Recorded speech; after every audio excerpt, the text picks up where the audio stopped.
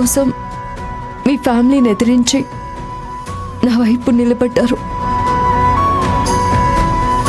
ఇలాంటి సపోర్ట్ ఇచ్చే భర్త దొరకడం నిజంగా నా అదృష్టం. మీరు సపోర్ట్గా లేకపోయి ఉంటే నేను చాలా కష్టాలు పడేదాన్నండి.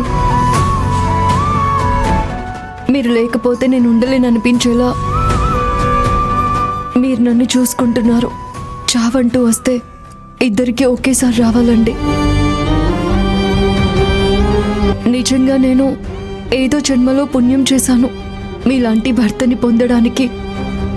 కొంచెం లేట్ అయినా పర్వాలేదు, నన్ను ఒక మహారాణిలా చూసుకునే భర్త నాకు దొరికాడు. కష్టమైన సుఖమైన బాధైనా అన్నీ నేను మీతోనే పంచుకోవాలని నిర్ణయించుకున్నాను. I'm so lucky. I love you అండి.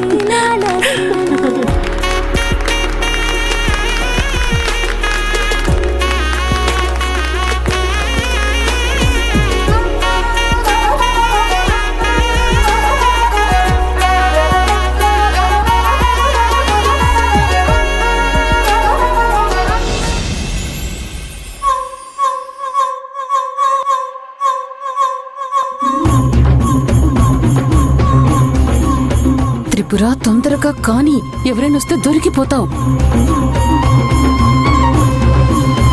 ఇంతవరకు నేను అనుకున్నట్టుగానే జరిగింది. లాస్ట్ మూమెంట్ కూడా నేను అనుకున్నట్టుగానే జరగాలి. ఎవరైనా వచ్చారంటే నా సంగతి తెలుస్తారు.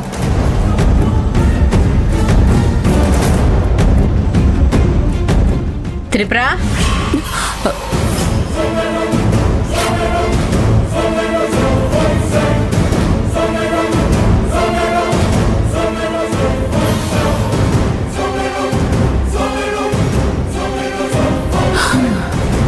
నువ్విక్కడేం చేస్తున్నావే? నువ్వా?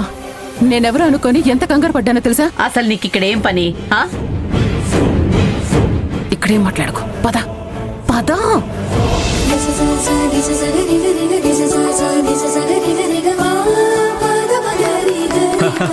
Wow, super. ఒకరి మీద ఒకరికి ఎంత ప్రేమ ఉందా? సూపర్.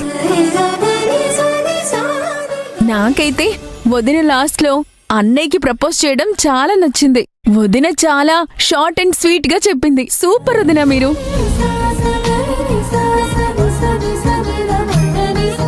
అవునా? కానీ నేను మా బావగారు చెప్పిన కవితకి ఫిదా అయిపోయాను. నా సైడ్ నుంచి ఫుల్ మార్క్స్ మా బావకే. నాకైతే ఇద్దరిలో ఎవరికి ఫస్ట్ ప్రైజ్ ఇవ్వాలో అర్థం కావట్లేదు. ఎందుకంటే ఇద్దరూ నాకు అర్థం కానట్టుగానే చెప్పారు, కానీ ఒక్కరైనా లవ్ యూ టూ అని చెప్పలేదు.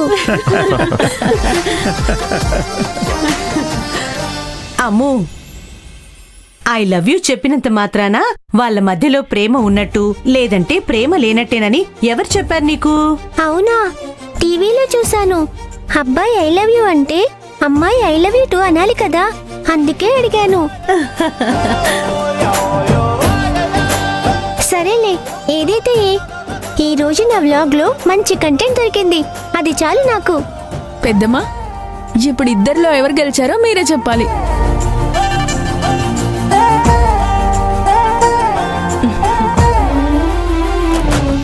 నా దృష్టిలో అయితే ఇద్దరూ గెలిచారు.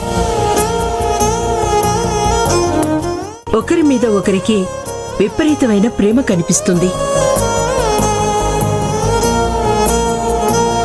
ఒకరిని ఒకరు చెయ్యి వదలకుండా మోకాళ్ల మీద కూర్చొని ఎంత చక్కగా ప్రేమ చెప్పుకున్నారు.